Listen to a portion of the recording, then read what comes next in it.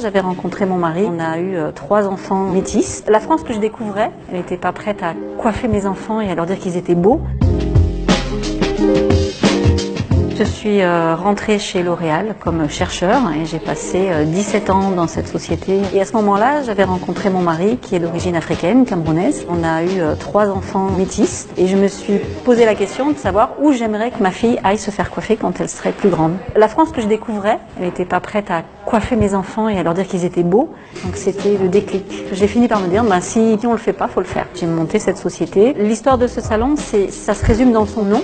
Ça s'appelle Studio Anaï, parce que Anaï, ça veut dire tous en tahitien. Mon souci, c'était de résoudre cette problématique de la formation pour que dans les formations, on intègre le complément nécessaire pour coiffer les cheveux bouclés, frisés, crépus. Pour moi, c'est important au niveau sociétal. En fait, j'ai écrit une lettre au président de la Fédération de la coiffure en lui expliquant ce que je voulais faire et pourquoi je pensais que c'était important. J'ai sollicité des contacts pour rencontrer les inspecteurs d'académie et donc le ministère de l'Éducation nationale, la cellule qui gère la rédaction des diplômes. Un projet de diplôme est en cours. En tout cas, l'idée fait son chemin. On n'est pas en train de faire un diplôme afro, on est en train de faire un diplôme pour les cheveux qui ont une forme, bouclés, frisés, crépus, tout simplement. J'ai entendu un certain nombre de témoignages bouleversants.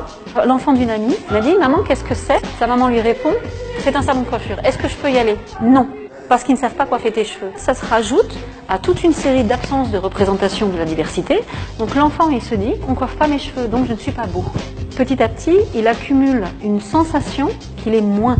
Il est moins présent, il est moins français, il est moins citoyen. Et ça, c'est grave. On joue avec ma fille, elle a 4 ans. À la baguette magique, maman, je te transforme, la princesse des fleurs, etc. Et papa, il est prince de quoi? Du tac au tac, elle me répond, il n'y a pas de prince noir. 4 ans et demi.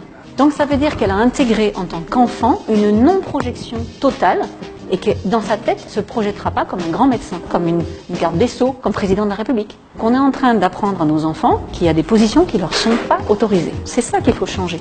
Quand j'ai rencontré mon mari, il utilisait le mot français à la place de blanc. Mais mon mari est français. Et après, on se demande pourquoi il y a des personnes qui ne se reconnaissent pas dans la citoyenneté française. Et donc, la beauté, c'est un petit aspect, mais ça commence aussi par là. Petit à petit, on a eu des retours. Une famille métisse qui arrive et qui a une petite fille de 9 ans et qui dit « Depuis que ma fille vient chez vous, elle aime ses cheveux. J'ai envie que mon pays compose avec la totalité de ses citoyens. » Donc, soit la France se définit comme un pays blanc, mais je ne crois pas que ce soit ce pays-là, soit à un moment donné, on dit « On est le pays de la beauté, de l'élégance, du style, de la mode, et ça s'adresse à tout le monde. » On est passé d'un vocabulaire négatif, cheveux rebelles, cheveux difficiles, à un vocabulaire cheveux volumineux, cheveux bouclés. Donc petit à petit, on arrive sur la reconnaissance de cette beauté-là. Il y a un historien très intéressant qui s'appelle Pascal Blanchard. Il dit qu'on sait qu'une société a avancé sur la diversité quand la publicité se met à intégrer la diversité. Et là, on voit que c'est en train d'arriver.